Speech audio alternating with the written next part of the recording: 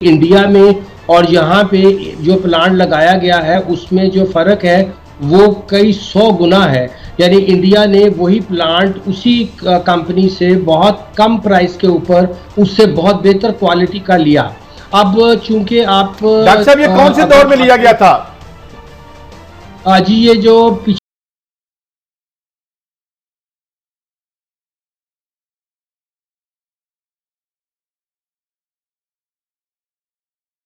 Sensitive आपके ऐसे friendly मुल्क भी होते हैं, मगर फिर आप करते क्या हैं कि जाहिर है कि जब आप उनसे बड़ी कमीशंस के मुतालबे करते हैं तो वो क्वालिटी पे कंप्रोमाइज़ करते हैं।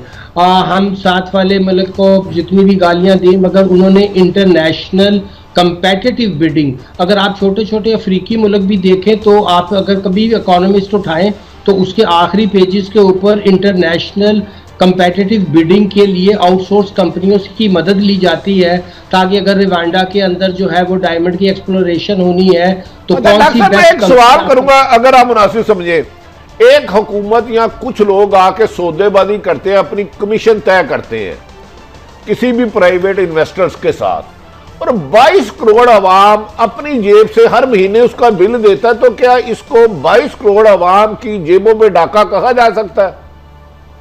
जी बिल्कुल, इन बातों में तो कोई किसी किस्म की दो राय नहीं है कि जो जिस अंदाज में लूट मार की गई है वो बिल्कुल ही उसकी मिसाल आपको दुनिया के, शायद मैं कह रहा हूँ कि उन ममालिक में भी ना मिले जिन्हें हम समझते हैं कि वो बहुत हमसे कमज़ोर हैं। मिसाल के तौर पर आप नाइजीरिया, रवांडा, मैंने अफ्रीकन मुल्कों की मिसालें दी, वहाँ भी बड़े करप्ट लोग थे, पैसा बाहर ले गए, फिर स्विस बैंकों से उनके यहाँ रिकवरीज भी हुई, हमने वो भी नहीं की। फिर बड़े बड़े जो मगरमच्छ हैं वो आप देख रहे हैं कि काबीना में बैठे होते हैं और उनके अपने प्राइवेट वही अदारे हैं जिनके लिए पॉलिसीज बनाई जाती हैं। अच्छा डॉक्टर साहब, मैं ताहिर मलिक बोल रहा हूँ। आपने जो बात कही इस पे कोई शक नहीं है, तकरीबन एक कंसेंसस है कि ये पाकिस्तान की तारीख का सबसे बड़ा डाका है। सो उस हवाले से मैं इमरान खान साहब को, वज़ीर आज़म को मुबारकबाद देता हूँ कि उन्होंने पाकिस्तान में जो करप्शन का माफिया सबसे बड़ा एक्सपोज किया है। आगे क्या होता है बात की बात है। मैं आपसे जो सादा सवाल करना चाह रहा हूँ, इस आम आदमी के लिए क्या खबर है? आज अगर हमारे यहाँ 20 रुपए का यूनिट है,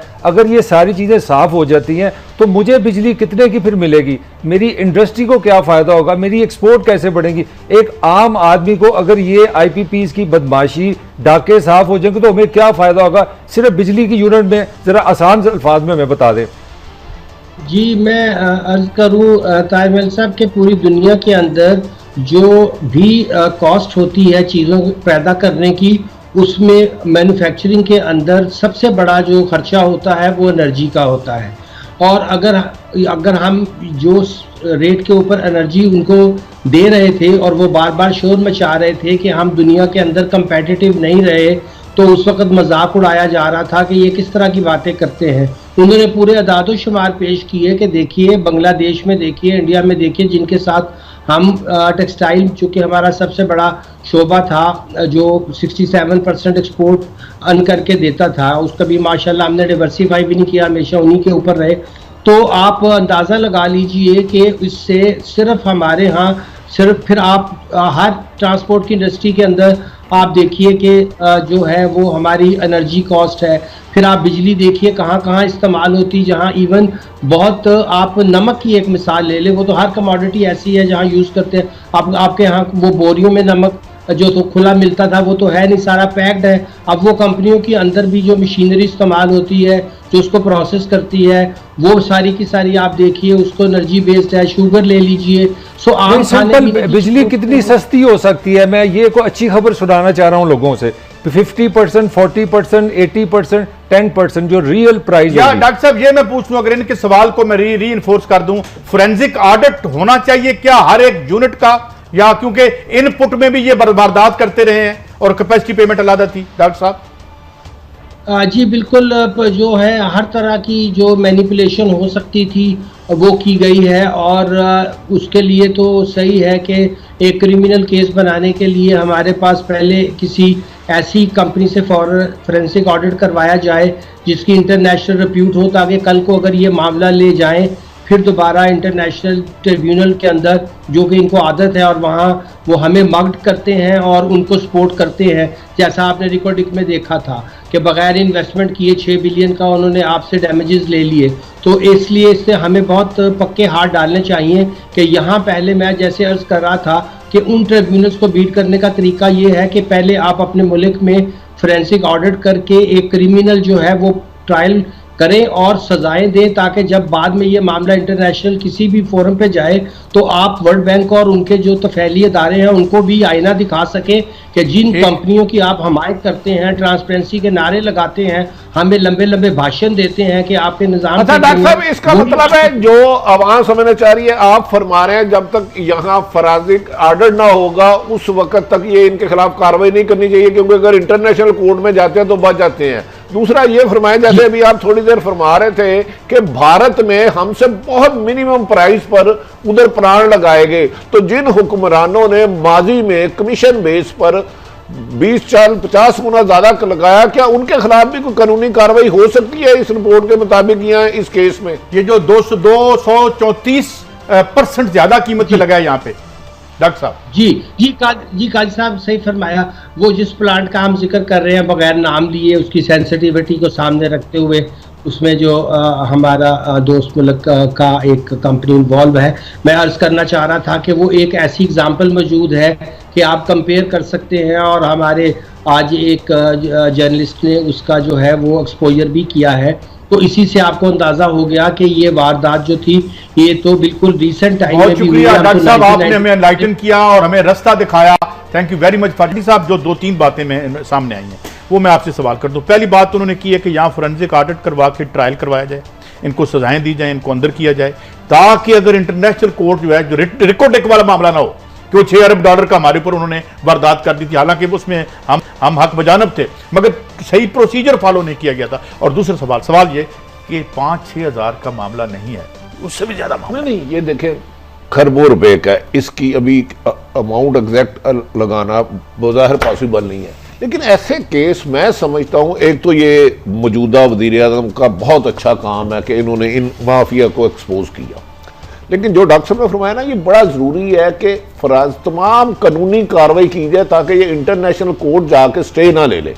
इसमें 4-5 लोग थे, रज़ाक दाऊद साहब जिन्होंने अरबों खरबों रुपए कमाए, नदीम बाबर साहब, खुसरो मुख्तियार साहब, इन तीनों ने तो चले गए काबीना के इजलास से, लेकिन जो असल बंदा है जिसने 94 में 2 पावर प्लांट लाए, शहजाद कासम, वो बीच में बैठे रहे और डिफेंड करते रहे इन लोगों को कि इनका क्या कसूर है। वो काबीना के इजलास से एक बात उन्होंने भी की, और मालिक साहब आपको भी यकीन करते हैं, एक बात उन्होंने की कि मेरा प्लांट है तो मैं ही उस मिनिस्ट्री में बैठा हूं और मैं ही वो पॉलिसी बता रहा हूं जिसका डायरेक्ट फायदा मेरे जाती और निजी कारोबार कौन है, यही काम चल रहा था ना। मैं आप दोनों से एक कमेंट चाह रहा हूं। मुझे जो थोड़ी सी हल्की सी बदबू सी आई है, मैं ईमानदारी से समझता हूं कि 70 साल पाकिस्तान की तारीख में किसी भी पॉलिटिशियन का ये सबसे बड़ा डिसीजन है, hats off to Imran Khan. मगर ये क्या जरूरत थी आज बताने की कि मेरे जो वजीर जिनके नाम आ रहे हैं वो अच्छे लोग हैं? भाई let them face the music. वो इदारों के पास जाएं, वो साफ हो गए हैं। पहली बात जो भट्टी साहब मैं आपसे पूछ रहा हूं, मुझे आप इस फैसले के पहले सबसे पहले एक बात है, मैं इसके सपोर्ट करते रहे, उन्होंने जो काम करना था वो तो कर दिया। साहब बड़ी अहम मैं बड़ी अहम बात करने लगा, मैं एक फिक्रा बोलने लगा। 1985 से पाकिस्तान में जनरल ज़िया ने हमें एक लेगेसी दी, इलेक्टेबल्स। मुझे लगा कि अगर ये फैसले पे सही फैसला अमल दरामद हो गया, पाकिस्तान में इलेक्टेबल सियासत खत्म होगी। आज आप क्या कहते हो? देखिए मलक साहब, ये एक टेस्ट केस है पाकिस्तान के फ्यूचर के लिए, हमारी आने वाली नई जनरेशन के लिए। क्या उन्हें करप्शन से पाक पाकिस्तान चाहिए कि डाकू चोर और लुटेरों का चाहिए? मैं समझता हूँ वज़ीर-ए-आज़म का इंतहाई अहम इकदाम है, लेकिन ये इन्हें आज फौरी तौर पे उन्हें बेगुनाह नहीं करार देना चाहिए। उन्होंने तो कमीशन की भी खबरें आ रही हैं, बना रहे हैं। नहीं देखें, वो कोई जरूरत नहीं कमीशन की, गुजारिश है, इसका फोरेंसिक ऑडिट होना चाहिए मेरी नज़र में। वो जो साहब ने कहा है, तो गुजारिश है कि वज़ीर इन लोगों को अगर इस दफा आपने छोड़ दिया, इमरान खान साहब की जो 22 साल जिस वज़ीर-ए-आज़म इमरान खान जहद की थी, आज इन 2 फैसलों से वो नजर आए हैं। लेकिन बेहतर होता कि शहजाद कासम जो इसका अरबपति है वो इस बैठा रहा। प्राइम मिनिस्टर साहब को चाहिए इन दोनों को काबीना से सबको अलग करें, एक इंडिपेंडेंट कमीशन फॉरेंसिक करे, उसके मुताबिक जो इनोसेंट हो उन्हें बिल्कुल बाइज्जत तरीके से लाया जाए, बाकियों को सजाएं दिलाई जाए। लेकिन काजी साहब, मादी हमारा बता रहा है हम बड़े बड़े लोगों के खिलाफ इंक्वायरियों का हुक्म देते हैं, GIT बनाते हैं, कमीशन बनाते हैं, लेकिन रिजल्ट नहीं आता। लेकिन हम इस दफा इमरान खान साहब से उम्मीद कर रहे हैं कि वो इन लुटेरों से जिन्होंने भी लूटा है ये पैसा वापस लेंगे। एक बात मैं ऐड करना चाहता हूं, जिस काम का यहां कमीशन बनाया गया है उस काम पे मट्टी जरूर पड़ी है। कमीशन ने जो फैसला किया है, दोनों पार्टियां ढोल बजा के नाचती हुई बाहर आ गई कि मैं भी जीत गया, मैं भी जीत गया।